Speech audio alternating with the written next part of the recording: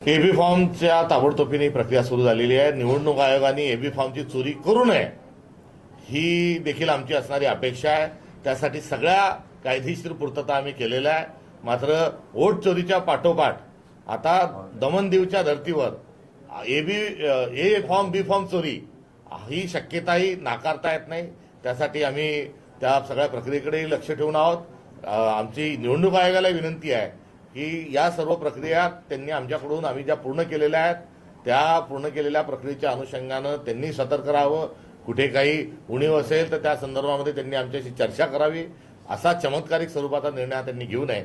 त्यासोबतच निवडणूक आयोगाला आम्ही दुसरी एक विनंती करणारं पत्र आमच्या दोन्ही सभागृहाचे जे गटनेते आहेत, अप्पर हाऊसचे वरच्या सभागृहाचे सतीश पाटील साहेब आणि आमचे सीएलपी विजय वडेट्टीवारजी आणि माझ्या आमच्या तिघांच्या स्वाक्षरीचं एक निवेदनही आम्ही आज निवडणूक आयुक्ताशी फोनवर चर्चा करून निवडणूक आयोगाला पाठवलेलं आहे.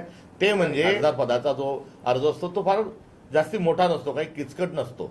मात्र निवडणूक आयोगाने स्थानिक स्वराज्य संस्थेत नगरपालिकेचा जो अर्ज आहे, नगर परिषदांचा जो अर्ज आहे तो 25 पानांचा ठेवलाय तब्बल.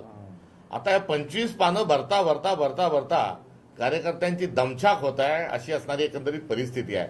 आता हे 25 पाने अर्ज भरा, तो ऑनलाईन करा आणि मग त्याची कॉपी घेऊन भरायला जा आणि पुन्हा मग ऑफलाईन जा आणि ते अर्ज हे करा. असा एक जो पृथ्वी प्रदक्षिणा घालणारा जो एक निर्णय फार निवडणूक आयोगाने जो थोपलाय, त्या अनुषंगानं आम्ही त्यांना विनंती केली आहे की ऑनलाईनच्या सोबत ऑफलाईन पण ठेवा.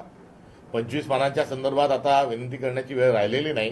मात्र निवडणुका ज्या आहेत सुसूत्रित आणि अत्यंत कायदेशीर प्रक्रियामध्ये त्या साचेबद्ध पद्धतीच्या असल्या पाहिजे. आपण एवढे 25 पानाचे अर्ज भरता त्याला काय अर्थ आहे? मतदार यादीमध्ये एवढे घोळ आणि अर्ज भरताना एवढा काटेकोरपणा, म्हणजे हा निवडणूक आयोगाचा पण जो विरोधाभास आहे, हा विरोधाभास बघून आश्चर्य होतं. आणि एवढा हा 25 पानांचा फॉर्म म्हणजे विरोधकांचे अर्ज बाद करण्याचं कारस्थान आहे का, अशी शंका या निमित्ताने उपस्थित होत आहे.